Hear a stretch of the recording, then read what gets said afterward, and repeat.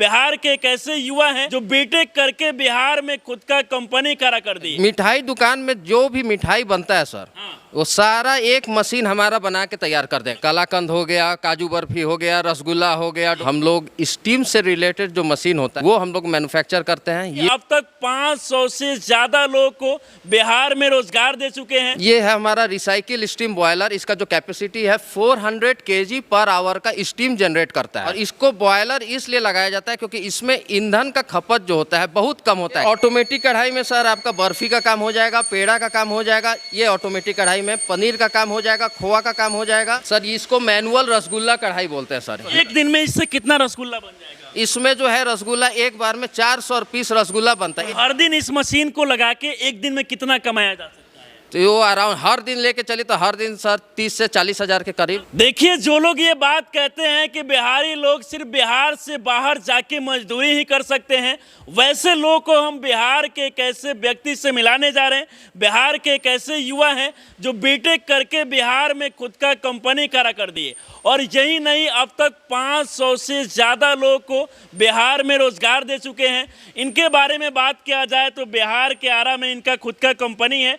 Dairy plant के अंतर्गत जिन जिन मशीनों को आप देखते हैं, यहाँ पर उन सारे मशीनों का मैन्युफैक्चरिंग होता है। जैसे कि दूध से रिलेटेड जो भी पदार्थ होता है, जिसमें खोया हो गया, पनीर हो गया, पेठा हो गया, उन सारे चीज़ों को बनाने वाला जो मशीन होता है उसका यहाँ पर मैन्युफैक्चरिंग होता है। और इनके साथ बहुत सारे लोगों को रोजगार भी मिला है। आज सबसे पहले तो इससे पहले भी आप मिले हुए थे, उस वीडियो को बहुत सारे लोग देखे, बहुत सारे लोगों को जो है आपके साथ जुड़ के रोजगार भी मिला।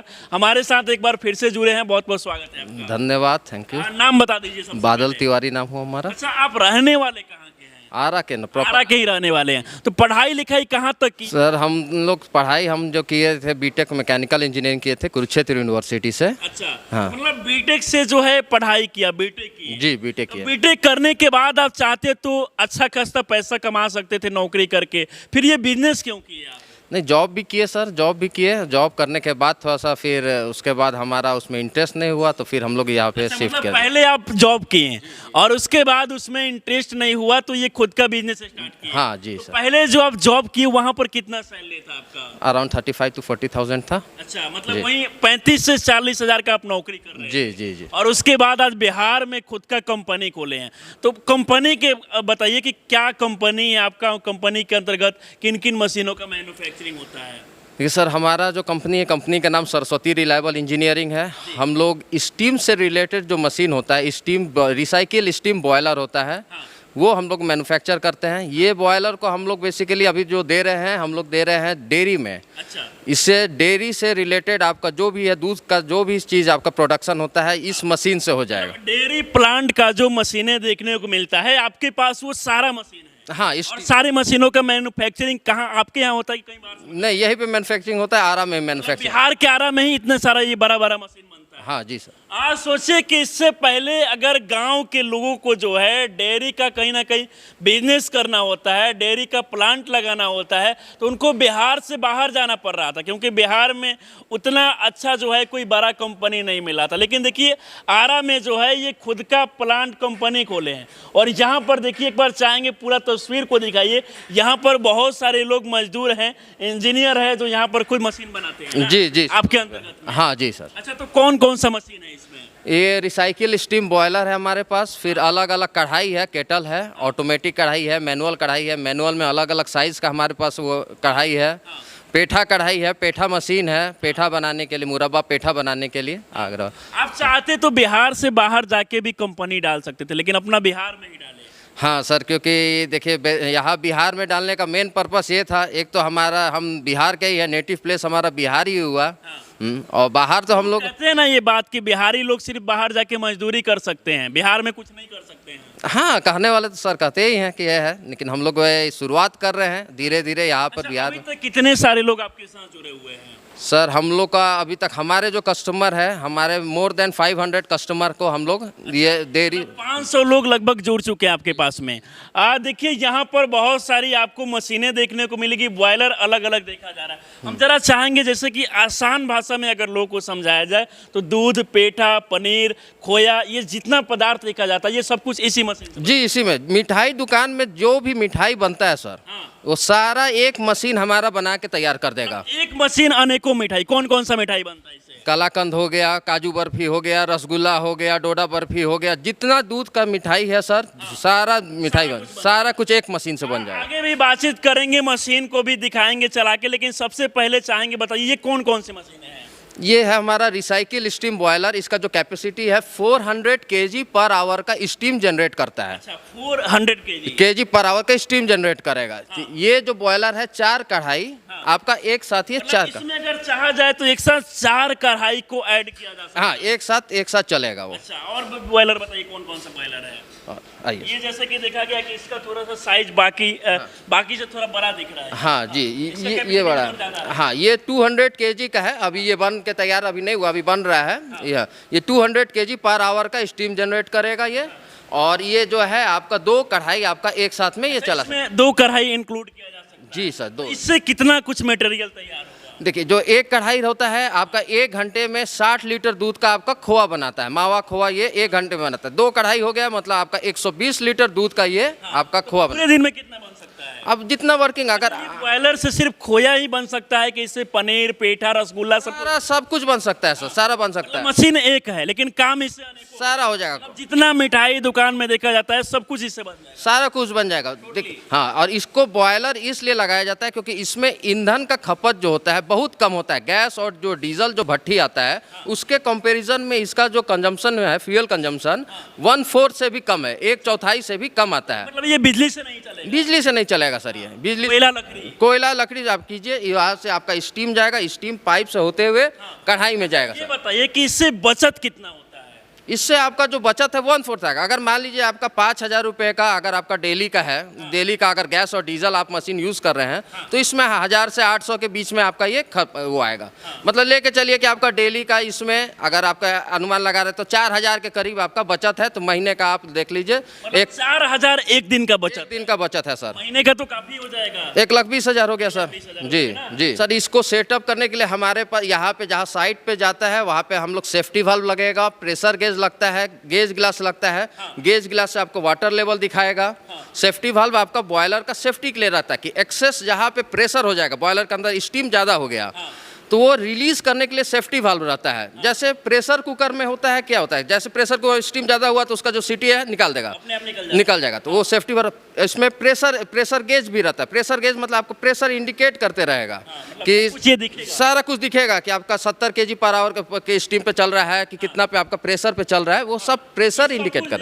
जी, यहाँ पर इनके यहाँ अगर देखेंगे आप तो इन सारे बॉयलर का जो है खुद यहाँ पर मैन्युफैक्चरिंग होता है। और देखिए सामने देखिए यहाँ पर आपको बड़ा बड़ा कढ़ाई जो है अलग अलग कैपेसिटी वाला देखने को मिलेगा और इन्हीं सारे कढ़ाई को जो है वो बॉयलर के साथ कहीं ना कहीं ऐड किया जाता है। अच्छा, इसका कितना क्षमता है?